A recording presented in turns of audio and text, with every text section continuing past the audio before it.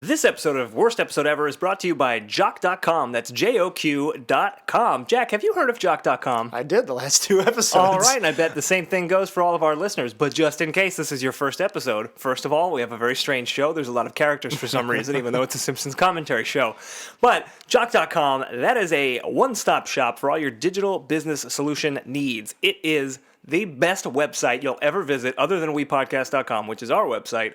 Because this is a website that makes websites. Do you know the X-Men very well, Jack? Not as well as you. Do you know Master Mold, the Sentinel? He was a giant Sentinel who made smaller Sentinels. That's what Jock.com is. It is a website, a giant conglomerate website that makes little websites. Any of our listeners could pretty much just sign up right now. They sure could. And in fact, I'm so glad you brought this up, Jack. In fact, if you go to Jock.com, that's JOQ.com, and you give them the promo code, which is WeCruise, they will give you 1 year of web hosting for free. Is it We Cruise as in like Tom Cruise or as in Penelope Cruz? As in Tom Cruise. Okay. If you say We Tom Cruise, they give you a copy of Risky Business on DVD. They do not give you that. No, they do not give you advertising. That. I might give it to you. Can we use it? Can we sign up for it? And I want to get like an app and a website going for Bluto's, North Dakota bathroom tofurkey. Yeah, and in fact, I can't even remember the name because there's no app, there's no website, there's no digital presence. Yeah, that's exactly what we need. And to do that, we're going to Jock.com.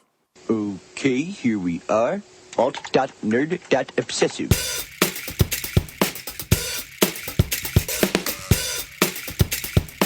Worst episode ever. Hey everybody, welcome to Worst Episode Ever, a podcast for people who love The Simpsons, by people who love The Simpsons, about how much we hate The Simpsons. We're here trying to find which is the worst episode ever.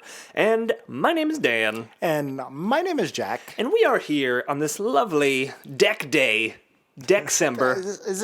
Did you just start doing Clear this for the show? decks. I've never heard anybody call December deck. It doesn't. I'm pretty sure I just took it from Scott Aukerman. Does he do it? He always says the month in a fun way. Oh, I'm trying to bring more fun to the show. I don't like it. All right. It's a hard C for a soft C. It's. Look, you want Hemus to start introducing the show? Because he will. No, I don't. We haven't decided if Hemus is the one to be killed yet. Because I decided. I decided 8 months ago. You did decide that. But if you listened to our show last week, we decided to kill off one of our characters. We haven't. We're actually recording this the day that episode goes up, so we don't know who will be killed yet. That'll be revealed in our Christmas episode next week. Merry Christmas. Merry Christmas. Someone is dead. Yeah. Hopefully, this Christmas wish. But anyway, we are here. It's not yet Christmas, but it is winter, and even though it is a balmy 50 degrees outside, yeah, that El Nino is. Is that like a play on my deck, Des? Yeah, sure. Yeah, all right. Not just your mispronunciation. What did I say, Nino? El Nino.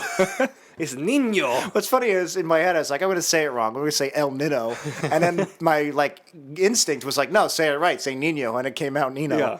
I have an Uncle Nino. Do you really? Yeah, he's not Spanish or weather system, but he's just an Italian guy. That you know of. Yeah. You don't know what Nino does at night. He turns Spanish and goes to the Pacific Ocean and warms the weather. He becomes a Spanish warms boy. the water. We're off to a great start. Yeah, it's a warm winter. This is a night podcast, so apologies in advance. Uh-huh. But anyway, today we are watching Season 12's Skinner's Sense of Snow. This episode originally aired December 17th, 2000. Jack, that is exactly 15 years ago to the day this episode came out. That's crazy. That's so 15, I was 16 and a half. And yeah, I was 15 and a half. December, actually. No, I don't know how old I am, so I can't do the math right now.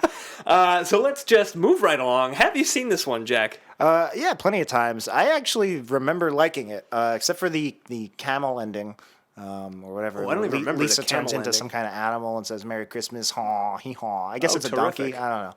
I can't wait to rewatch this episode. But yeah, no, I remember there's lots of individual gags I remember that I really like. Right. Well, one. But for some reason, I remember liking this episode. Is it the ball sack gag? Because that's what I remember most about this episode. No, it's the... we'll talk about it in depth, I'm sure. It's the DVD catching fire. That always Okay, I remember fancy. that. It is a DVD. Yeah. That and, we'll get into it. But March of the Wooden Soldier is one of my favorite movies growing up, and so the parody of it is also a good memory. Yeah, I mean, I haven't seen this one in a good long while, but I've seen it a few times, so it'll be interesting to see how well it has or has not aged. So anyway, if you have not seen this episode, we're going to take a break and watch it in a moment. If you have to watch it, it's go to simpsonsworld.com. You can watch it there if you're in the U.S. And if not, this episode is definitely available on DVD. You can probably get it through Amazon, through iTunes, through all the usual electronic sell-through providers. All right, so today is December 17th, 15 years to the day. You have a week. You have a week left before Christmas. Yes, so if you need to get your Christmas shopping done,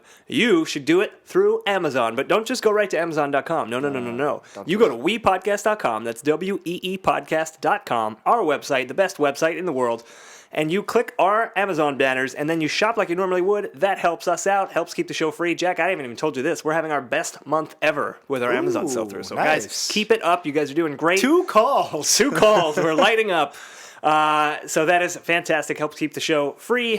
Keeps us in microphones. Yeah, and we gotta such. get some microphones. We Yes. just bought our first one, so we're now 25% into owning our own equipment. Yeah, we'll get there. But until we do, keep clicking through Amazon.com. Also, before we go, just want to let you guys know that 2 days ago, on Tuesday, we released our second Sync Points. Yes, so not the Simpsons movie. We already did the Simpsons movie. That's done. There's no new Simpsons movies, but there are many Home Alone movies, and we decided to do the second one just in time for Christmas.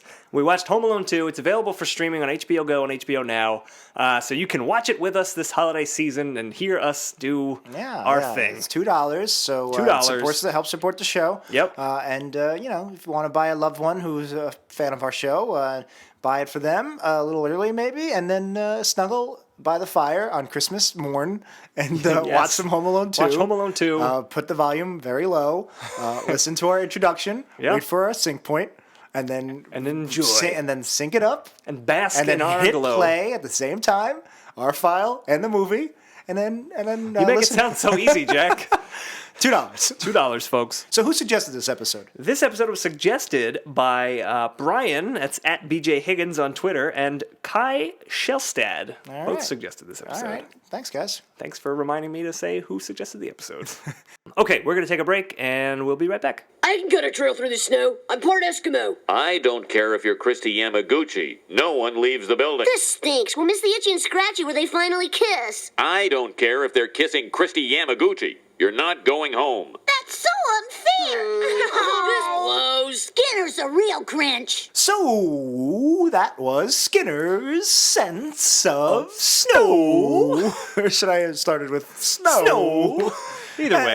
Either We way. get what you're doing. Yeah, so we've already hit our annoying cap for the episode, so let's keep it let's keep it civil. What are you calling for me, Nope, Jack? it's over. We're over quota. All right. I might be dead next episode. So, God willing. So, plot recap.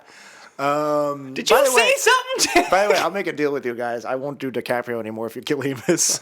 2 for 1. Jock.com. Sorry. enter the code MurderHemus. Real quick plot recap. Sure. Let's do it. After a quick brief visit at the Cirque du Soleil, a storm, a nor'easter meeting a southwester, hits Springfield, gives it a blizzard. The kids get snowed in at Springfield Elementary.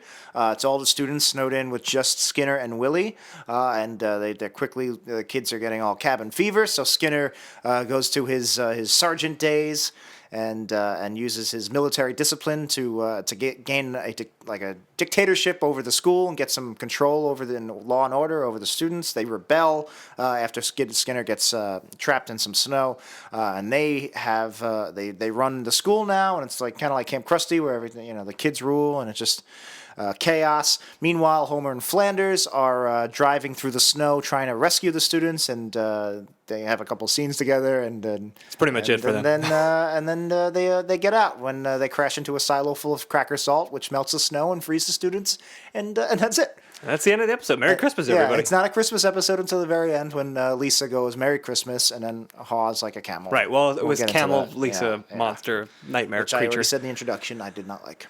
Yeah. Okay, so let's go right to the top. Homer's watching TV on the couch. It's like one of those NFL shows where they banter Yeah. back and forth. I feel like that was just becoming a thing, or was a couple years maybe. into it. I mean, there's always been like pregame and postgame commentators, but right, but like the personalities who kind I mean, of they were clearly rib on modeled each other. after Terry Bradshaw and Right. Jim Brown, or Yep. right, that's his name, and I liked what I liked about it. I wasn't crazy about the just overt parody of them making fun of each other's ties. It was a little too winky. Yeah. I did like that Homer was gossiping with Lenny on the phone. Yeah. Like that was like they're watching football not for the football, but like they're watching it like it's a soap or whatever. Exactly. And they're like, did you hear him make Did that you- tie comment? And Could you believe he said yeah, that? and Homer, Yeah. Dan Castellaneta can pull off jokes like that from time to time. It was very funny. I thought it was funny. Definitely. No. You know what? Before we get into it, let's just say this is a really funny episode. Yes, this is a very funny. Maybe This the is gonna funniest rank we've covered. pretty high on the old humor. Yeah. I mean, it'll rank high for the episodes we do. Well, yeah. I wouldn't say it's as funny as consistently funny as. I was going to give it a the good 6. seasons. A 6 on That's- humor. I think that's give it I a think bonus that's too point. high. No, it is too high. But yeah, what did you think of the thing where he makes fun of his tie and then the wardrobe guy comes out? That was the only part of this little brief opening that I didn't really land with me. Yeah, again, we've covered this more than enough on this show about how the times they have changed with Yeah. gay stereotypes, and while not offensive, it's just kind of like eye-rolling lame. I feel like when I hear that, like, that effeminate, like, Yeah. gay voice, I'm just like, eh. Yeah, it's Doesn't do anything for that's- me. It's lazy. Yeah, but one thing that there were a lot of things in this episode that I forgot were in this episode that have stuck with me, and one for sure, yeah. one of them was when Homer just goes, tremendous. I like think of that a lot. And When's he say that? It's when he's watching the NFL thing and they start ribbing on each other. Yeah, He's yeah. like, I don't know, tremendous. that one never. It's funny how certain Yeah. things burn into people's brains. That and, one's burned in there. Like one that's burned into my brain that a lot of people. It's kind of an obscure line that most people don't know is when Homer does something it's wrong or bad, he goes dough. Oh, Yeah. I've heard that once or Yeah, twice. yeah. And I sometimes I do that. I go dough, and people look at me like, "What do you look like? Pizza dough?" and I have to explain. It's like, no, this is show The Simpsons, and Like pizza dough? yeah, it's just Yeah, and then they're like, so The forth. Simpsons? What's that? Okay. bit over. Yep. So Marge walks in and says, we've got to go see Cirque du Purée, which is the hilarious parody of Cirque du Soleil. Yeah, Cirque du Purée, yeah. I not mean, the best. Maybe they could have just called it Cirque du Soleil. I don't know. They could have called it Jerk du Soleil. No. No, Cirque du Purée is better than that. Yeah. But I like the line that Marge has, which is, hurry, it's only in town for the next 8 months. Yeah. Oh, that was good. I like that. Oh, so they go to the circus. Real quick, before they even go to the circus, Homer sighs and puts down his football pennant and picks up a French circus pennant. yeah. And this is a very weird era of the show where they were very into Homer having pennants. the pennant era. Yeah, the pennant. Like I feel like season 10 through 12, like Homer, there were a lot of pennant jokes, Yeah, a lot of pennant-based I remember humor. because this episode, the beginning of it reminded me of the XFL one where Homer was really into the XFL, and I'm pretty Right. sure he had an XFL pennant at the time. Probably. By the way, XFL was fucking awesome. It was so much. It was so much fun to watch. You're talking to a hardcore wrestling guy, and I was not into the XFL. Why? But I don't like regular football anyway, so. I thought you'd be into Vince Football- McMahon. football Vince plus- McMahon? Vince McMahon? Vince McMahon. What did I say? Vince McMahon is here. Yeah. I thought you'd be into that. Yeah, I mean, maybe. I'm I don't know. not into I thought it football. was yeah, the players were not as good, but I don't know. There was a certain appeal to it. I actually quite enjoyed it. Well, fundamentally, how was it different?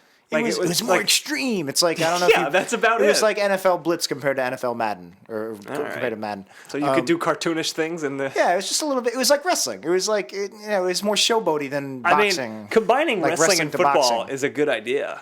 Yeah, I mean, it's not exactly like wrestling, but it was. Well, like if you have like them come You know, out it was and also- cut promos on other It teams. was also, this is a smaller field. It was more action oriented. It was kind of like just the highlights. It was like the Rocky IV of football. It was just Okay. like, it's dumb. It's like a dumbed down. Right. We all know it's dumb, but it's a lot of it's fun. like it's all icing. Yeah. Yeah. I don't know if you played the XFL, like eating an all icing cake. Like, if you're playing, you could play I just used the same analogy with NFL Blitz, and I was going Yeah. to use the NHL analogy because that's my favorite game, but Mm-hmm. I just realized you don't play it as much. But like the NBA games, where if you Right. play like a real hardcore simulation game, that's not nearly as fun as playing NBA Jam. Right. Yeah. Okay. That's all.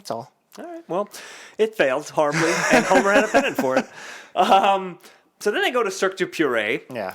And They're walking to their seats. yeah, and what happens when So walk they to the they seats? say a line, Marge says a line, Oh. or Lisa's reading the brochure and it says here that they're French Canadians, and the French Canadians they don't believe in refunds or harming animals. Yeah. And I said to you, I was like, what the refunds is the joke. Right, it's weird that they you would switched it around. Well, the reason they did it, well, first of all, the reason it's funny is because the idea of like culturally being against refunds. Well, is, yeah, you know, that's just funny. Yeah, like that's a funny. To me, that's like a classic Simpsons joke. Mm-hmm. The reason they switch it is because then there's an extra beat where Homer makes some joke about, oh, I want to see an elephant shot out of a cannon or something like that. Yeah. So I guess they figure making a joke about animals being harmed wouldn't make sense if the animals being harmed was the first one. Right. So I don't know. I feel like the right way to do it would be cut the extra beat and do the refund. Second. I don't know. I think the refund was more funny than Homer's Yeah. elephant nonsense. I did like the person that shows him to their seat is like, this way to your seat and enjoy the show, for one day we will die. Yeah, very French Very existential, French stuff. I like it. Really solid opening all around. This. Yeah, definitely. They see some acrobats being very flexible, and Marge goes, ooh, and she like elbows Homer. I can think of some uses for that. And then she thinks of her doing a bunch of chores by being very with her flexible. feet like over her head. Yeah, and that's a very Marge. Definitely Marge thing. I could think of some things. Like, Also cleaning related. I feel like we haven't sexualized Marge or talked about Marge being sexualized lately. I think we said all we had to say. We've barked that tree is what I was going to say. That's not even a phrase, If is you're it? barking your tree to sexualize Marge, that's your own business. All right. Don't. I don't want to know when or why or how or what or who you're barking your tree to. I'm going to text I you do one want to know night. how. I'm going to text you one night and just say, Jack, I'm barking my tree. Don't do that. I would not appreciate that text. You should tweet it. I'll tweet On it Worst out. I'll Episode tweet it Pod, out. just Yeah, tweet I'll out, use our hey Twitter. everybody, I'm barking My tree. barking. What am I? I'm trying to think of a euphemism, not for a sexual thing, but like For we've- when you're barking a tree. like, no, like we've wrung out a dish rag of all the water. But there's like a beat a thing. dead horse. Yeah, I guess it was beating a dead horse. You're saying Man. barking up the wrong tree, which is not relevant of a turn of phrase. It's late, everybody, and I've been having some real we're a little thinky punchy. problems lately, Long day, so yeah, it's been a long really day. long day. One thing that I did like, simple base humor, was they're looking at the jugglers and things, and Homer. We pan over to Homer, and Homer has a juggler gyrating right into his face. There's a bulge right in his face. And That to was compare funny. that to like the gay stereotype in the beginning with the dresser, it's Right. like, yes, it's still got basically gay Well, panic is the core of the joke. Well, sort actually, gay of. panic's not the core of the first joke. If anything, this is more quote unquote gay panicky. But it's funnier visually and Definitely funnier visually. Homer like I don't know. It was very well animated. Like, It made me want to bark my tree. so that's going to be the title of the episode, Barking the Tree. Buzz's girlfriend. Woof. Woof. Check out our sync point. But I was just going to say, I don't really think it's a gay panic joke. It's just like almost like a personal space thing. You could see it as a gay panic thing. It's a guy's dick. One of You those wouldn't want a guy's dick in your If it face, and you're wasn't one fairly of those progressive. attractive women putting her vagina in his face, I don't think he would have the same reaction. I don't think he'd be like, "Oh, my private space." That's a good point. That's a very good point. Okay, I take it back.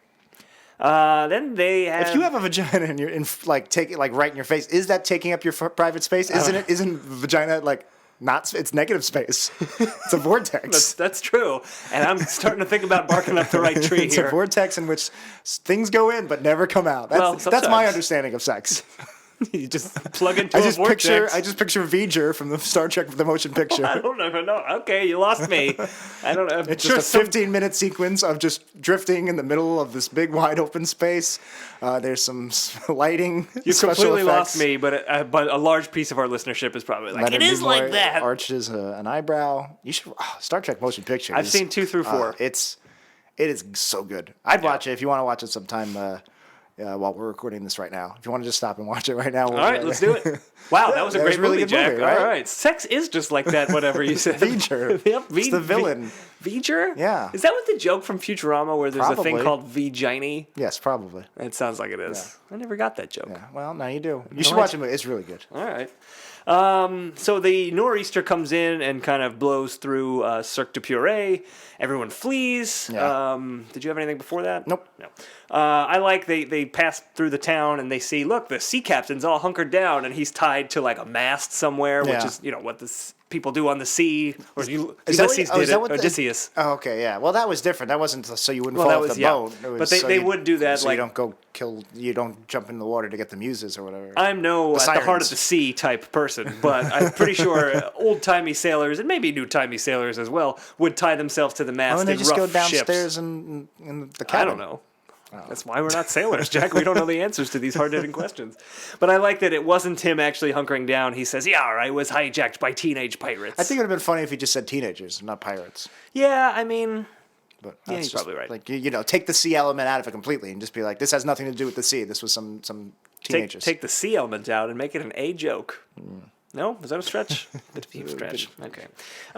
So they get snowed in. Bart and Lisa are listening to the radio in the morning, trying to hear if their school's closed. The announcer, Harry Shearer, is announcing all the schools that are closed, and he announces like Springfield Prep and whatever the other ones he announces, and he goes, Yep. Springfield Elementary.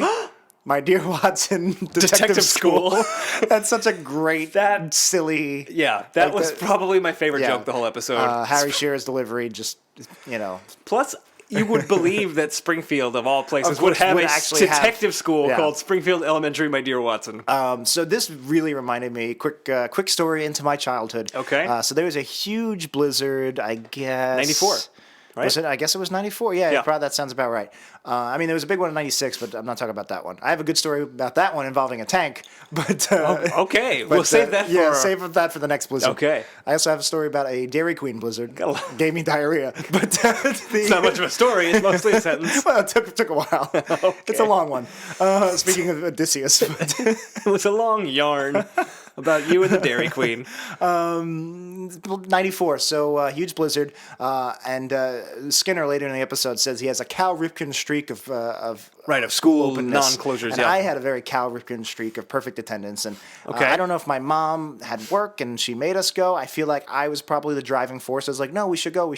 Anyway, me and my sister go to school in this horrible blizzard because the schools weren't closed. Apparently, they didn't announce it was closed.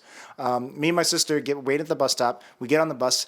We're the only ones on the entire bus. Wow. And I remember the bus driver, this huge fat guy named Tom, who was really mean to me once. Side story, some bullies were spitting on me, and I finally spit back on them, and I spit on the seat, and the bus driver saw it or whatever. They told him, and he came and he made me clean it up with my sleeve.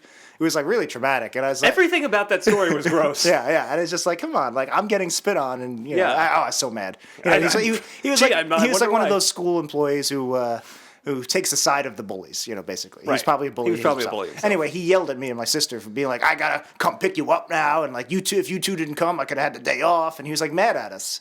It's not your fault. Yeah, I was really upset. And we went to the school, and 36 students, I remember it was 36 students showed up out of the entire school, and like we sat in the auditorium. The principal played like Simon Says with all of us. Yeah. Then I went into the computer lab. So you basically lived this episode. Yeah, and then I went to the computer lab, where it was air conditioned, and I basically was like freezing, and I got sick. Nice. And then the bus driver yelled at us on the way home. So that's my blizzard. And then he spat on you. That's one of my 3 blizzard stories. All right, well, we'll wait. The other one's a tank. The other one's a diarrhea. Is this like your pancake triptych? What? Do you remember that? Yes, vaguely.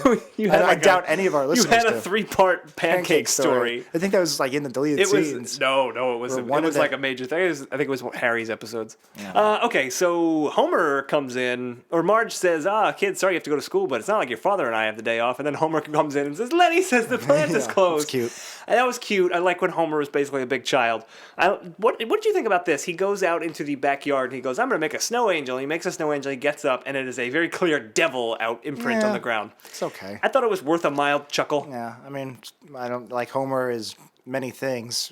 I don't know why he's connected to the devil. Yeah, or he's possessed or whatever. But maybe Homer is like Paranormal Activity. He's one of the marked ones. Yeah, one of the marked ones. Yeah, it was whatever. Yeah, is marked one's the Spanish one? The fourth that's one? the one about the fifth one about El Nino. Yeah, I actually like that one. I started watching it and then turned it off. I'm a fan of the original. I like the second one. They scare the shit out of me, or at least the first one did. Yeah, I like the first one and the third one. Yeah, so marked ones, I liked it. Then the 6th one was supposed to be terrible. Yeah, Ghost Dimension. So the kids get on the bus, and much like your school experience, there's only like a handful of kids there. Right. But ironically enough, it's most of the kids that we know. It's like Millhouse and Nelson and Martin. I mean, because so many scenes had to involve as many Springfield Elementary students as possible, they really brought out the ones that we say usually aren't around unless they need them. Yeah, basically the kids that get stranded on the yeah. island from the Model UN Yeah, episode. like the one that looks like me on our Yep, Nelson's logo. goon. Nelson's goon Allison was there. Yeah. Yeah. She's in a lot of background scenes for somebody who hasn't had her voice done Yeah. in 25 years. Well, I think they actually have had Winona Allison. Ryder came back? No. I think like Tress MacNeille or somebody someone else else has does done it. it. Yeah, makes sense. But the kids are on the school bus and they're driving by kind of a pastoral setting of everyone enjoying the wintry day. Yeah. Disco Stew was disco whatever. skating. But I wanted to talk about the Wiggum thing. So we see Clancy written in the snow and Yeah, Chief Wiggum yeah. with his back turned. And we're clearly meant to think that he's peeing in the snow. And Lou comes over and is like, help me shake out the last few drops, Lou. That was weird. Yeah, and it was Like, weird. it's just a coffee mug, and he's Yeah. just doing it with coffee. If the joke took 4 seconds, maybe I would just be at best neutral to it. But Right. it just went on forever for the joke that he's not really peeing. It was a lot of setup for Lou's it. not touching his penis. The joke being, is Lou touching Principal Lou, Skinner? Eddie? Is Lou touching Lou. his dick? Yeah, stupid, childish. Stupid, I agree. They get to the school, and Skinner's the only one there. Because the teachers' union called a caucus that Yeah, day. yeah. They cut to all the teachers in a ski lodge somewhere. I like that they all planned this out Yeah, together right. to There go was a lot skiing of together. phone tree, I guess. Yeah. But I noticed that Lunch Lady Doris was there, so I guess Lunch Oh. Lady Doris is in the teachers' union. That's maybe good. maybe she teaches. Well, maybe they just told Skinner it was a teachers' union meeting, and You mean they weren't telling the truth? Oh my god, it's terrible. yeah. So it's just Skinner and Willie in the school with them, and he plays a DVD for them. oh yeah, So he goes about a grinchy little character. And I brought this up in the intro. I really like March of the Wooden Soldiers. I think this whole sequence is so funny. It's called It's a 1930s black and white loose parody of. It's March of the Wooden Soldiers meets. I guess like the later on the claymation Christmas Like ones. Santa Claus Coming to Town, Because Santa's reindeer. not in March of the Wooden Soldiers. Right. Oh, wait, is he? Maybe he is. It's been years since I've seen March of the Wooden But Soldiers. the ghouls are definitely from March of the Oh, Wooden do you mean the Soldiers. Christmas hobgoblins? The Christmas the ones who hobgoblins. look like the pig people from the Twilight Zone? Well, they also look like the goblins from the March of the Wooden Soldiers. And anyway, the pig people is pretty funny. And no, she's hot. Oh, we're doing SNL theater again? Yeah. So yeah, I thought that whole sequence was really funny. It was called The Christmas That Almost Was. The Wasn't, Christmas that almost wasn't, but then was. Yeah, it was very funny. That's fantastic. And yeah, a lot of beats. And basically, most of the jokes is just that it was a shitty production. Right, but all of them work. I think the whole thing is Yeah, just I think great. my favorite actually has nothing to do with it being a shitty production. I just love when they cut to later on in the movie, everybody's like bored, and one of the hobgoblins is on his knee and he's singing Right. in like a very 1930s. Yeah, like, and Milhouse says he's been singing for 2 hours.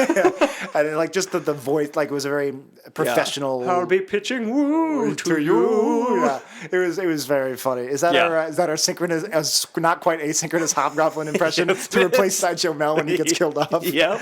We've got all contingency plans. Do your worst, people.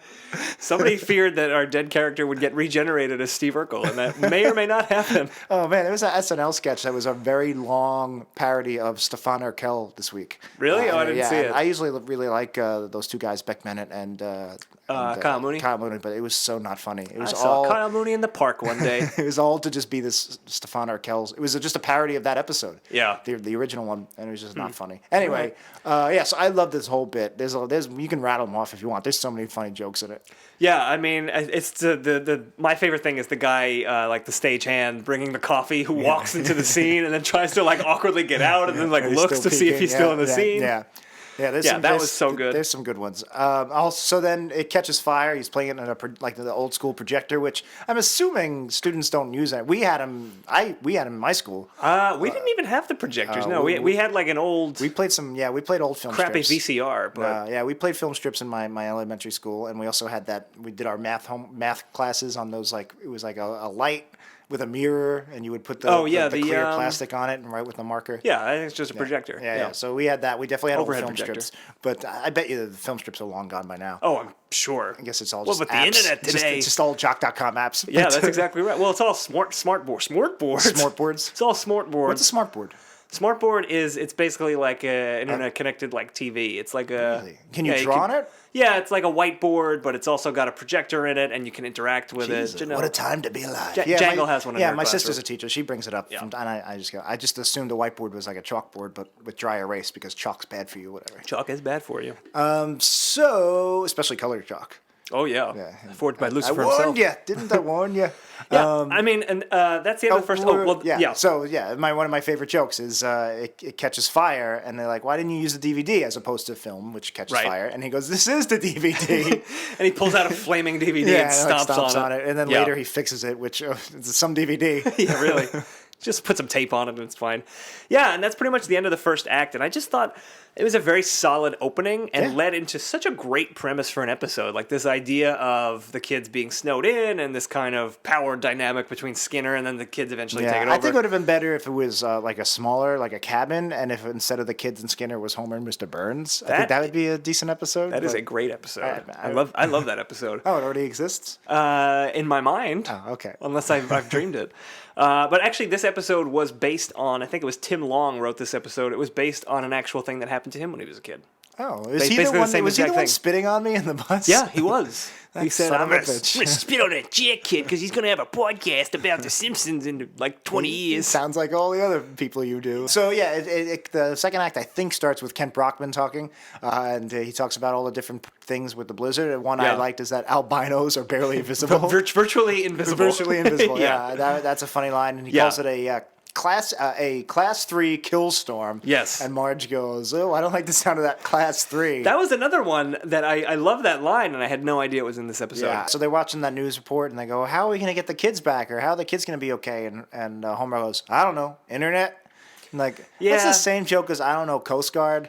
And obviously, Simpsons does a lot of the same jokes over and over, and usually they're very funny. You could also consider it a catchphrase. Like karate, ay caramba, but don't care for the karate. In this specific case, I feel like it was just literally just doing the Coast Guard joke again, but less funny. Yeah, I agree. I don't remember what episode I don't know Coast Guard is. I feel like it's a classic. It was Home of the Vigilante. Yeah. Who will police the police? I don't know, Coast Guard. Yeah, and that makes more sense because the Coast Guard sort of are in that sort of the next step. Armed forces. So, but this is just Homer not understanding how the internet works and not caring about his children. Too, I thought it was just a random word they threw in. Yeah, it was pretty dumb. Skinner has a thing for Christy Yamaguchi, apparently. Yeah, I like that. It's a little bit of a surreal joke that they started doing around this time. Where the first time they go, we're supposed to go ice skating. I don't care if you're ice skating with Christy Yamaguchi. The joke being that's something any normal person would say, and then the second beat being, it was something completely different. We're gonna miss the Itchy and Scratchy where they finally kiss, right. And he goes, "I don't care if they're kissing Christy Yamaguchi." Yeah, it's funny. And he also says Yamaguchi. It was a funny pronunciation from Harry Shearer. I wrote the one film I wrote and directed way back when. I had a very similar line that it's one of my favorite lines that I wrote, and I don't think it ever got one laugh once. Okay, let's try me, Jack. Try me right now. Well, there's the two main, college guys. It's a spoof of sports movies, and they meet their rivals, and they go, "Well, if it isn't the Olsen twins, ready to lose, Mary Kate?" And then later on, they bump into each other again. He goes, "If it isn't the Hardy Boys, it's like ready to lose, Mary Kate," or something like that. It's the exact same joke. That's pretty funny. Yeah, but everybody disagreed. All right, well, people don't like Demas either, and they're wrong. Well. They're wrong. One of my favorite jokes, I think this had me laughing the most. Maybe not. I think this got the longest laugh out of me is when Bart tries to ride a bike into the snow, or Nelson tries to ride the bike, and he hits the snow, and the bike bounces, and it just bounces from cafeteria table to table, and like almost hitting people, and it's just like this wonderful chaos. Yeah, the kids just scream, running away. It's just a very funny visual of the bike just bouncing. Well animated, very funny. Yeah, I like that a lot too. So Homer decides that he and Flanders are going to go save the kids. And to do that, he cuts off part of Flanders' roof. To use as a plow. It's kind of weird. Yeah, to use as a plow. And I'm curious what you thought about this. Flanders is like, "What happens to the snowplow you had from your snowplow business?" And he's like, "I've never had a snowplow business." Meanwhile, he's wearing the Mr. Plow jacket, and then he sings the song. I liked it. It was a cute enough little callback. Yeah, it didn't do anything for me. I didn't hate it. Yeah. I find it interesting that Homer would drag Flanders into saving the kids when most of the time, they actually did show up at the end, but most of the time, Rod and Todd and they're in there too. They're in the don't attend Springfield Elementary. Yeah, they're homeschooled? Or I don't know what they are. Maybe they go to that Christian school Bart got kicked out of. Maybe. That's a fair assumption. But But yeah, I mean, they were in all the crowd scenes for the purpose of this episode. They went to Springfield Elementary, but Yeah. I agree. I feel like they've mentioned before that they don't go there, but there's also I think been other episodes where they do go there. Yeah. Are they in the It's very are they in inconsistent. the Das Bus one? I haven't seen that in years. I don't think they are actually. Okay, so But it was just interesting to me, and I thought it was also interesting that Homer and Flanders seem to be the only parents who do anything because Yeah, you're right, everyone everybody- else knows where the kids are and Yeah. knows that they're snowed in. You'd think that they would yeah, be Wiggum. You think like the Wiggum chief would of have- police would want to do something to save his boy. Oh well, I guess Yeah, he's too that's busy. that's a very good point. He's too busy writing his name in the snow. So we can consider this the B plot, their trip. Yeah. There's nothing. There's no character arcs. There's no beats. I it's don't know whatever. if that's a bad thing. I wish it was. I wish their dynamic was a little stronger. There was some like good jokes here and there. I like first of all, he's like, "Why did you have to cut off my roof?" Well, my car, your roof. He goes, "But this is my car." Yeah, right. It's It's not and bad. there's It's a another good point line. where he hits something, and Flanders like, "I think you hit somebody." And Homer goes, "I wish it was." No, he says, "I hope it was Flanders." Yeah. Which is funny. I like that line. That's another one I think about a lot. Yeah. And then it goes on too long, and then he's like, "Oh, but you're all right."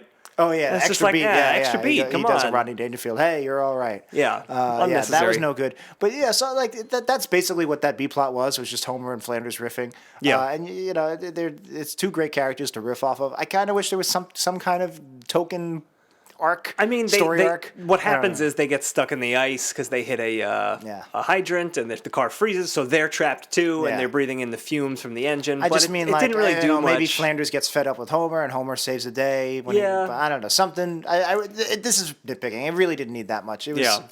The I A have- plot's I have- pretty strong. Well, I will get into that. I've got some. Some notes. Yeah, I've got some okay. notes. Well, Notes down from the network, oh, okay. the Jack Network. Yeah, from the network there. The following schools are closed today: Shelbyville, Ogdenville Tech, and Springfield Elementary.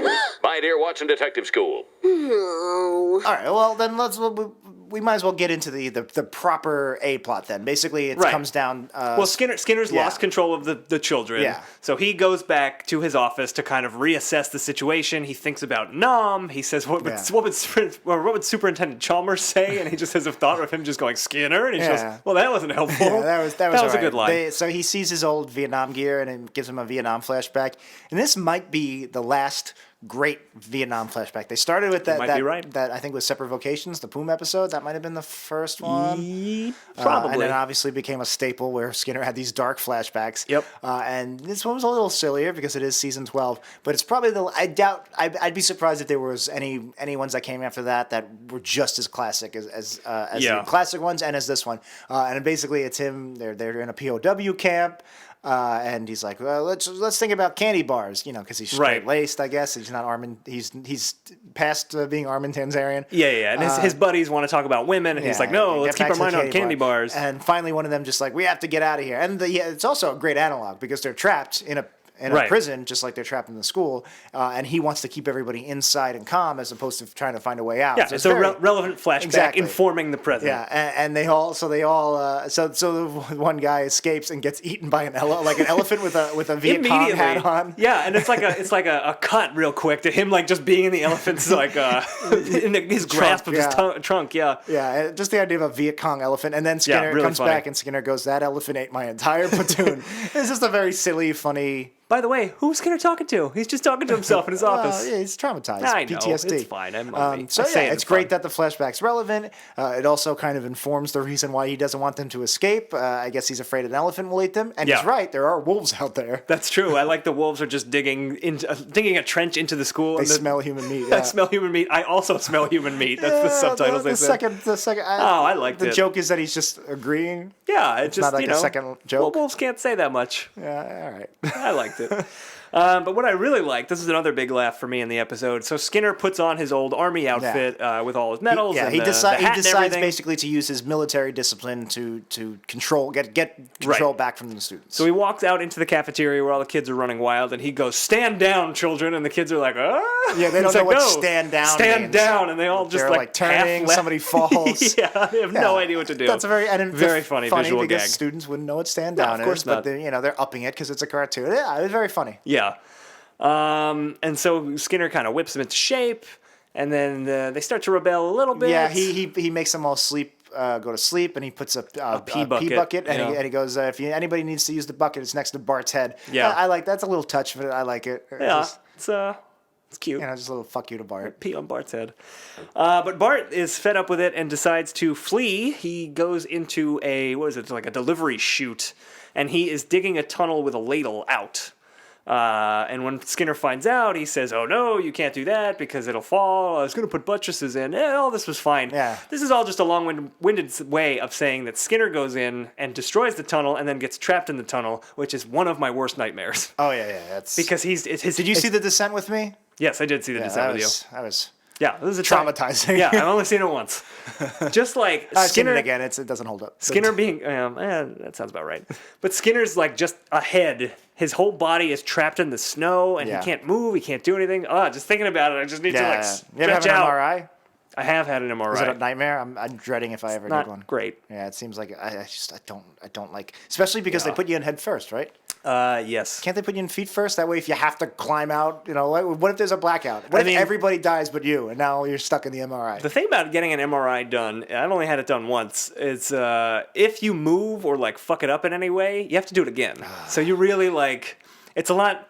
The closest analog in my life was when I took the bar exam. It was like, okay, I'm doing this one time. I'm going to pass. I'm not going to fuck it up. That's funny because you said that, and that reminds me of my bartender exam, which was the same thing where you get one shot at it, and you have to take you have to wait another 48 hours, something to take it again. Yeah. And you have to make like a certain amount of drinks in 3 minutes. And on the very first one, I was rushing, and I clinked the two glasses together, and they shattered in my hands. Oh, Jesus. Weirdly enough, the same thing happened when I was taking the bar exam. I was just making myself a pre-exam cocktail. Whoops. Yeah, just the idea of going in head first seems traumatizing. Also, Yeah. I was watching some movie with friend of the show, Jeff, I think it was somebody. I was watching somebody, and it came up how radioactive MRIs were, and I didn't realize they use that much sheer radiation. It's magnetic radiance imaging, right? Yeah, Is yeah. that And what like the you R can't is? even have any metal in the room. Or, No, definitely not. Like I didn't realize it was it's a that. giant I magnet. thought it was more focused. I guess like how when you have an X-ray, it's kind of just Yeah. I didn't realize just how freaking powerful it was. It's kind of crazy how much we've like made radiation our bitch. Yeah, to an extent. I'm still not convinced Look. we're all going to drop dead of cancer in a man. few years because of all these iPhones in our pockets. We got X-rays to look at our bones. We got MRIs to look at our brains. We got gamma rays to turn into the Hulk. We've done pretty well for ourselves. doing all right. We're doing We've done all right. pretty well. I mean, I'm kind of jealous of like even kids 10, 20 years younger than us, but especially like their kids, it's just going to be like, you're just immortal and like you're a part robot and it's going to be like, I mean, every generation can be envious of the next generation. Sure. We're obviously doing a lot better than our parents. Oh yeah, but it's especially than my parents. No, sorry, Meffrey. It just seems like it's going to be fucking crazy in 50 years, assuming we don't blow each other up or El Nino takes us out. El Nino might take us out. But did you hear, unrelated to The Simpsons, of course, a couple of weeks ago, there was some drug for diabetes. Yeah. That, unrelated was like, it also like Makes hampers you live aging. to 120. Yeah. Well, Pretty I'm awesome. convinced in our lifetime we'll pretty much get aging down. Like, I don't know what the repercussions, like how we're going to deal with overpopulation, but they've discovered what That's causes true. aging, and they're figuring out how to mitigate that. It's basically protein buildup in your cells. So we're really kind of running out the clock We're- as far it as basically- like, if we're going to become immortals, like I want to do it soon. That's what I'm saying is I'm really jealous. Like, yes, we are one of the first generations to have like all information at the touch of our fingers. That's envious Yeah. enough. But I'm pretty sure we're the last generation to age. Oh, man. You're gonna have to get them young, especially with like mapping genomes and like controlling. There's multiple avenues into pretty much Right. making us impervious to anything. Well, just wait for the singularity, like Johnny Depp in that movie, Pirates of the Caribbean. So it just kind of sucks that we probably just missed out on that. But at least we got the information at the touch Just of the like finger. Skinner just missed out on getting out I of the snow forget tunnel. when we were doing something, and I was like, I want to look up how old so and so is. Or how old? When did Albert Einstein write this? Or I don't know, something like that. Yeah. And I was like, man, if this was 15 years ago, 20 years ago, You need a book. you'd have to to go like to the library. You'd have to drive out. You'd have to hope the library has the Yeah. book. Like, it's amazing that you can literally just go, hey Siri, hey, how old is Albert Einstein? Or it's crazy. It is crazy. We live in a wonderful age. I bet you where the can get Simpsons podcasters of the future podcasts. will be like, isn't it crazy how we just lived forever and 50 years ago, Yeah. like they were dying like chumps? They're going back and listening to this episode and being like, they didn't have the fungum magungan yet. That's what they're going to name it. That's the thing that makes you live forever. That's what that douchey guy is charging $500 a pill right now, the Funga Magungan. That's right, and no one can listen to that Wu-Tang album he bought, right? What a dick. What a dick, I don't that know guy. why people give him shit for that. I mean, anybody Well, that was could've the bought entire it. point Yeah. of the Wu-Tang Yeah. album. It was Yeah. only one Right. person will get it, Yeah, but whatever. whatever. He doesn't have to share. And he's a dick. So basically everybody's just like, that was the last straw for Skinner to collapse their way out and then get pinned. So now the students run amok. Like I said, it's basically Camp Krusty, where the students have control. Right. It even has a similar joke where instead of giving out gruel, now Nelson's giving out relish to everybody. Was that a Stanley Cup reference where he uses the trophy to scoop out the relish? I don't think so. Like how they drink out of the Stanley Cup? I think it's more of a disrespect to school All reference. right. But it was interesting that they didn't want to eat the relish before, and then it was have all the relish you want, and they're scarfing it's it kind down. of the same with the gruel. Well, no, it's not the same with the gruel, because they gruel, were using they the limited imitation it. gruel. Oh, yeah. Yeah. But one of the gags I liked was Milhouse is defacing the paintings. He's drawing mustaches on Woodrow Wilson and Harding. And then he gets to Taft, who has a big, giant bushy mustache. and he just doesn't know what's it breaks his brain. confused. Yeah. That was great. Was nice. That was great. There hasn't been a president with facial hair maybe since Taft. Because whenever we follow the campaigns and stuff, if I see somebody with facial hair, I immediately discount them. It's also why I don't take Palmer's brother seriously in season 6 of 24. There's never been a president with like that kind of facial hair. I wondered why you didn't take Palmer's brother seriously in It's season also 6 because 24. William Devane should have been president, and it seemed like a stupid mistake. They rectified it in season 9. He became president, but I'm blanking. I know all the presidents in order, but I'm blanking right now. No, I'm pretty sure he's the last one. Roosevelt, was he before or after Taft? He was before, because he took over from McKinley. He ran again. Right. I think Taft might have been the last one. I think you're right. But it's just kind of you're weird. right. Who Let's knows? bring him With back. The fact that like hipster beards are back now. Donald Trump's going to grow that stash. If he grows a mustache, I'll get my vote. He No, will not won't. grow it because Muslims have facial hair. There's nothing that he could do that would give him my vote. So yeah, it's interesting. I don't know how they got Skinner out of the snow tunnel and into the dodgeball sack without him being able to escape. Like maybe they hit him on the head. I don't know. Maybe. Let's just assume they knocked him out, knocked him unconscious, and just. Also, Willie disappears from this point on. Yes, Willie was around, and he got mad at Skinner, and he stormed off. But where did he go? He's trapped in the school. He doesn't save Skinner. We never see him again. His little perv hole, I guess. I don't know. I think he calls it a shack, not a perv hole. Oh, no. His shack's outside. I meant, like, doesn't he have a place where he watches videotapes and stuff? Where he barks the tree. He has, like, a camera system. Yeah. He barks the tree. Remember that? I remember he watches like the surveillance and he sees the toilet paper. Yeah, with Rowdy tape. Peeper. Yeah. No, it's a different episode where he sees the double red tape on the toilet paper. I think it was the Rowdy Peeper. That's not what I'm thinking of. That he's not in the school. He's in the bushes. I think it was a bush in the school in his perv hole. So they break. Oh, you had a second note. Yeah, and I just want to say, we see how much fucking snow is there? It's like 15 to 20 feet of snow. Well, it's a drift. This is no drift. It doesn't have to snow that high. They do I rescind my point. You're They do right. show an exterior shot of the school with the snow drift. That's what I'm saying. Like it's up against the top level of the school. But there's a window they show where if they just went to the top floor, they could have slid down. That's my other thing. They clearly could have gotten to the roof even. Yeah. But we see in a few minutes from where we are in the episode, Skinner sends out the gerbil in the ball. Yeah. Was it gerbil? Gerbil, hamster, whatever it is. I don't really know what the difference is. Gerbils have tails, long tails. Now I know what the difference is. I think it's kind of offensive for you to just group them together. They all look the same, okay? So I treat them the same. All right. This is the Trump of hamsters over here. Okay, if a hamster that dressed like Donald Trump was running for president, I would vote for it because that would be adorable. Just saying, I don't want any gerbils in the cage. Could you imagine He wants to build not a wall. He wants to build like a tube. Remember those Sam cages? Yeah. Could you imagine a little hamster with a little "Make America Great Again"? That's adorable. Who wouldn't vote for that? That's pretty adorable. That's pretty great. But I was gonna say, Skinner's able to push that out of a window. I'm pretty sure you could have pushed out a light child. Yeah, although help. I'd be nervous that I'd sink through the bottom and then suffocate. Also, they don't even try to use the phone to try and call for help. Could have been off screen. So they break into Skinner's office, and they're looking at their files. There's a joke I really liked where they see his salary. And they go, "Whoa, Skinner makes $25,000 a year," and they all go, "Whoa!" And He must be a millionaire. Yeah, they're so impressed that he makes $25,000 a year. Yeah. When I was young, I'm sure I would react the same way. But actually, at least in college and high school, I had the exact opposite, where I thought like $35,000 a year was like just a shitty salary. Yeah. And then it's funny because then when I was a barista, I was just like, oh my God, if I was making $35,000 a year, this is like 2 years ago. So you were pulling in principal money then. Yeah, I was just like, if I'm making I was making less than that. It's like, if I'm making $35,000 a year, I'd just be like, I'd be living like a king. Yeah. And then, ironically, no, but please shop on Amazon. In the solid gold studio, you look very kingly. It's gold plated. Yeah. We'll get there. Platinum. We're going to get there. It's more even yellow. It's just you got a gold crayon and just like colored the wall. Don't lean up against the wall, Wii Studios. You might turn green. The wall just might fall. It's soundproofing. Why do you think we hear so much bells and We're actually just helicopters? outside Yeah. shanty town. We're recording in the park. We're in a Hooverville. And on top of that, so then they go, oh man, $25,000 a year for 40 years, he'd be a millionaire. And he goes, I wasn't a principal when I was 1. Yeah. I like that line Yeah, too. that's a good line. That's another one that is always in my head. Always in my head. I can't get it out. I wasn't a principal when I was 1. I wasn't a principal when I was 1. You and the Aviator. Yeah, Howard Hughes. Yeah.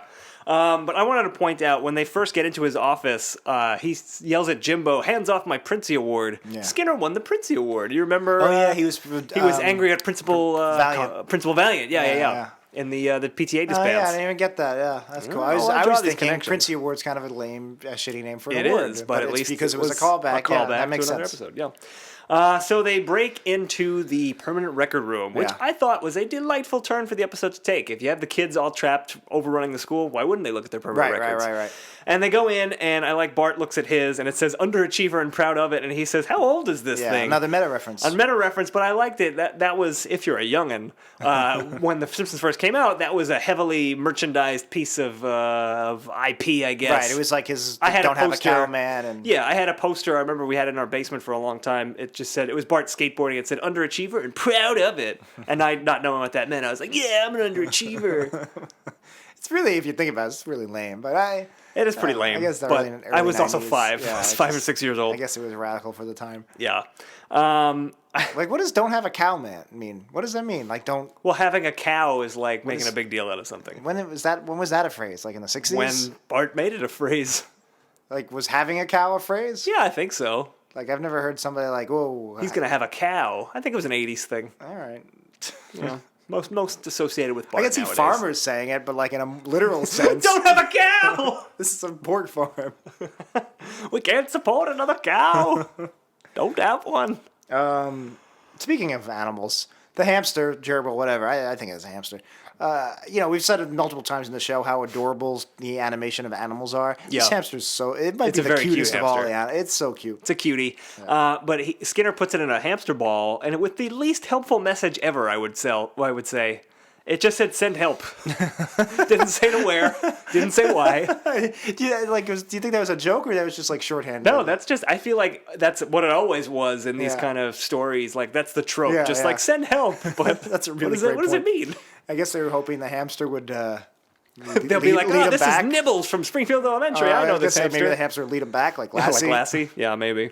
Oh, just one thing we didn't mention about the permanent records. Oh, yeah. They tear them up, and I like how the permanent records reform like a T1000 and almost. then closes and the then it drawer, closes yeah, itself. yeah. It just adds to the mysticism of the permanent records. Right. Yeah, I mean, very breaking reality, but in a funny way. So Yeah, it yeah. works for me. Yeah, so he sends out this hamster ball, which eventually saves the day. Homer and Flanders have. I guess we should talk about this real Well, quick. yeah, they've passed out from the fumes, the carbon monoxide. because they froze. Right. Homer. Oh, they hit a fire hydrant. They hit a fire hydrant, they froze in the ice, and the engine fumes, we're getting to them. Homer is having this elaborate dream fantasy thing where he's kind of like in the Middle East, I guess, and he has all these belly dancing women, Yeah. And he has a ranch dressing hose that they spray him Ugh. with, which is just disgusting. Disgusting.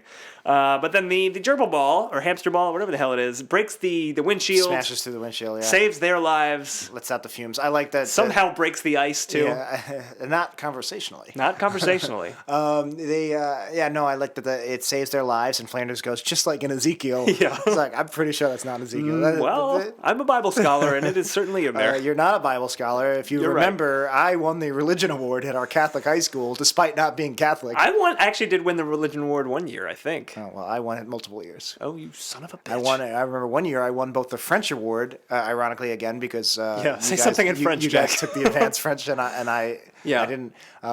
Je suis le banane. That's true. No, so I won the French award and the religion award at the same time, and Yeah. my dad at the graduation was like, "Great, you can be a French priest." It's like, "Thanks, Dad." Hey, Jackie Boy, you're gonna be a French priest. No, I don't want I don't want you to encourage the listeners to kill off my dad. So they break out. So they gun it for the school, and they lose their control, and they hit Kirk's old. They go into the cracker place factory. of employment. Yeah, and they hit the silo full of cracker salt. Yes, and Lisa hears the familiar sound of a silo tipping over. Yeah, which is just like that classic episode. Hello, is that? That sounds like a pig fainting. Pig fainting. Yeah. But the security guard sees it, and he goes, "Oh my God, my horoscope was right." Yeah, and he looks at it. You will face challenges today. I love that. Me too. Because, astrology is such bullshit. Yep. Oh, so one of my other favorite jokes. So the salt hits the school, melts the snow. Yeah, and Martin, it melts the you're talking snow. about Martin, Yeah, right? so it melts the snow and it creates water, a pool of water. Yep. And Martin tastes the water and goes, "It looks like we got free with a little help from sodium chloride." Nelson just beats the shit out of him. Jumps on him and just starts pounding him. Just the joke destroying being like him. that Martin's saying something really nerdy and Yeah. Nelson doesn't want to hear it. But Yeah. it was so excessive. It really was. He just But really it wailed was on the him. perfect amount of excessive. It was so funny. I thought it was really so funny. Yeah. Something that I didn't think was all that funny. They get out. Skinner is still trapped in the dodgeball sack. And he says to Nibbles, I think it was Nibbles was the name of the gerbil hamster thing. He says, "Come on, Nibbles, chew through my ball sack." Yeah. That does nothing for me. That's the one thing lazy. that I said I Lazy. remembered from this episode. I think it's just, like ball sack, like Yeah. in your dick. Yeah, it's lazy. It's I just mean, like it's not as good as like a Balzac joke from the earlier Simpsons, where right. Name one person who lived without air conditioning. Balzac. If you can't answer the question, no reason no to need for name call. potty Yeah, mouth. yeah, exactly. Like that's funny. That's funny, yeah. But this was just, it's just a little lowbrow. Yeah, I didn't like that. I did like that that Flanders car instantly rusts from all the salt. Yeah, right. Poor Flanders. Yeah, It's tough living next to Homer. 2 wives dead. Oh, that's true. Car Wait, ruined. 2? Oh, right, 2. Yeah. Oh, 2. I mean, his Vegas wife's still alive, I'm assuming. Well, She might have maybe she'll died of come AIDS. back. I don't know. That got dark real quick. It's because no one tipped her. Okay, and then Yeah, all right. So before we get into the last scene, right? Yes, That's all you have left? that's all I have So left. let me talk about my biggest problem with this episode. My biggest Okay. story problem with this episode. Lay it on us. Basically, like I really, I'm going to give it a decent integrity score. I think it was a great story for Skinner. Having Sure. Skinner's sense of order versus the chaos of the students. And I'm pretty high Bart. on the story of this episode, so I'm curious to see what you're going to say. Yeah, but it goes nowhere. Like basically, he gets trapped, and then the students take over, and then that's it. And then Homer and Ned Flanders get them out. They break them out, but really Skinner has nothing to do with it, and there's no resolution. At the end, Chalmers goes, "What happened here?" And Bart steps in and he says something like, "Actually, there is a good excuse." And Chalmers, and "Good Chalmers- enough for me," and yeah. walks away.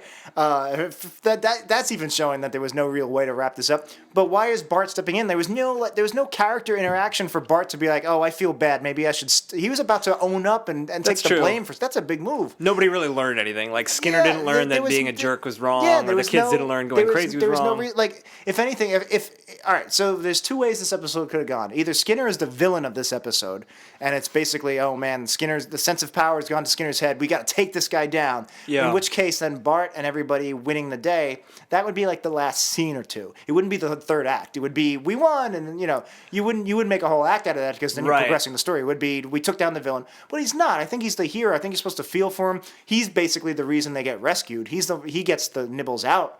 That's true. I was actually going to say, and they get rescued by like a Deus Ex Machina type thing. But you're right. Actually, Skinner kind of it's his put it long, in motion. long game basically, Yeah. and so he's really the hero, and you feel for him. I think when he's trapped and he's getting hit in the face with dodgeballs, he's getting bombarded with the dodgeballs. Oh, don't bring up that. Don't and, say the B word.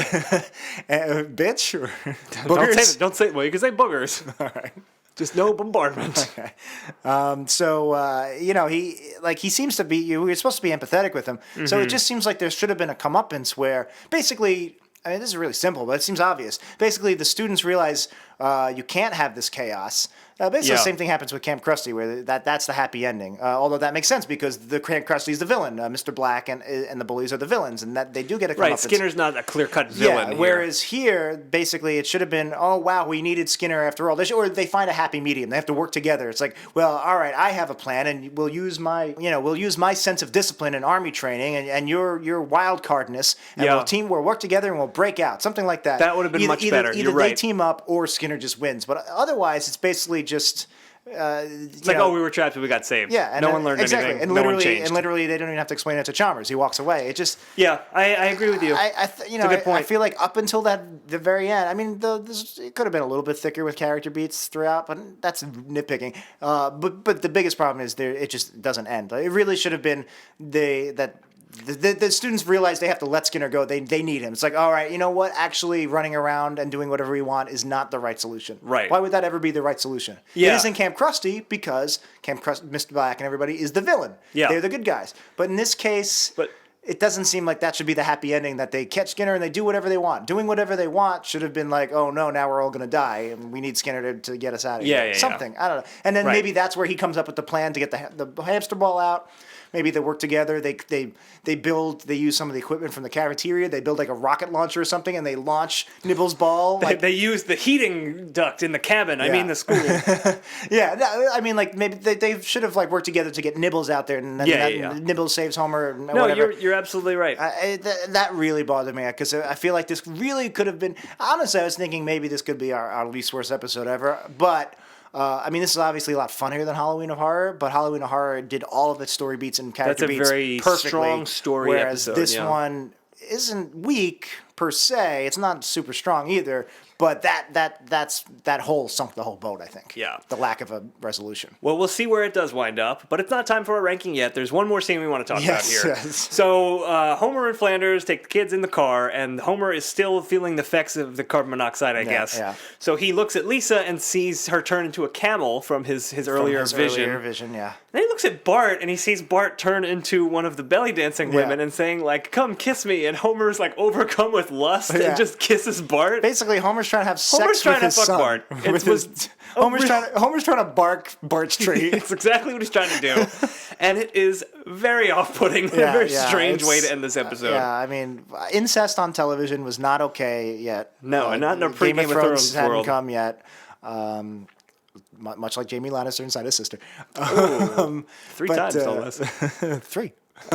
No, it was weird to end on, and then I didn't quite enjoy Camel Lisa saying "Merry Christmas," ha ha. Yeah, like that's not very funny. It was also weird because they had driven off and Lisa was in the car, and then it was just a Lisa Camel comes out, like superimposed on the screen. Just like really out of nowhere. Yeah, and just the joke is that she's saying "ha." She's still a camel. It was. They do it. I feel like usually they don't stick the landing when they do one of those ironic or funny Merry Christmases. Yeah, there's another one. Right. I think there's another one like a Halloween one where they do a Merry Christmas or there's a Christmas one where they say Happy Boxing Day. I don't know. They're just trying to be ironic and they're trying to. Not just say. Well, they've Merry had so Christmas many Christmas episodes. Yeah. Even at this point, I guess that's fair, but you can play with it. But I feel like almost every time they try, they kind of don't stick the landing. Yeah. Much like the Korean gymnast from that Simpsons episode that breaks his ankles. Oh yeah. Ah! I think we hit something. I hope it's Flanders. I'm just kidding. Hey, you're all right. Okay, so that is it for this episode, and now it is time to rank it on our HIPO scale, the world-famous HIPO scale. We're looking at 4 factors to weigh this episode: the humor, the integrity, the production values, and the originality. We're going to do that each category on a scale from 0 to 5. Some categories worth more than others. Okay, Jack, put 2 minutes on the clock. No.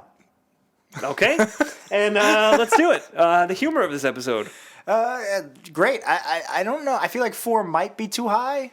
Because, again, I don't think I 4 would is too consider high. 4 and above to be the majority of classic Simpsons episodes. And while this was very consistently funny, it had its stinkers, and it's more mez than stinkers.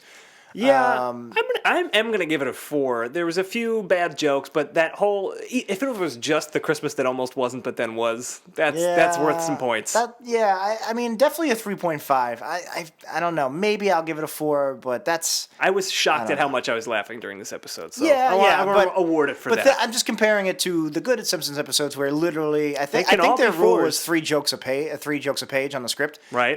So that's 90 times you laughed, and we didn't laugh 90 times here. They can all be 4s. there were they some can all hearty be 5s. laughs. Those are all 5s. There were some hearty laughs. There were some hearty laughs. Maybe a 4. I don't know. I'm going with a 4. Maybe I'll do like glad I didn't set the 3.99 or timer. something. Yeah. Okay, the integrity of this episode. What are we thinking? Skinner, there's no story resolution, but Skinner, I thought they did a good job using Skinner's pre-established character in this scenario. Homer and Flanders had a great back and forth. They didn't really do much with it, but nobody was out of integrity. Yeah, I agree. 3. Maybe. That's kind of low for what you just said, no? Well, they didn't use the integrity to any good advantage. I don't think. It's not a character-based episode. It wasn't. It was well, I guess it was. It was Skinner-based, but they didn't do much with it. But ending aside, it was a well-told, well-constructed episode. If you want me to give it a 3.5, I'm definitely not going to give it a 4 in humor. I'm going to give it a 3.5 in integrity. You can give it whatever you want. Production values, pretty well animated. Yeah. The Christmas that almost wasn't then was. That was good. Cirque du Purée, that was all good stuff. 3.5. Yeah, 3.5 Maybe sounds 3. about fair. Maybe 3.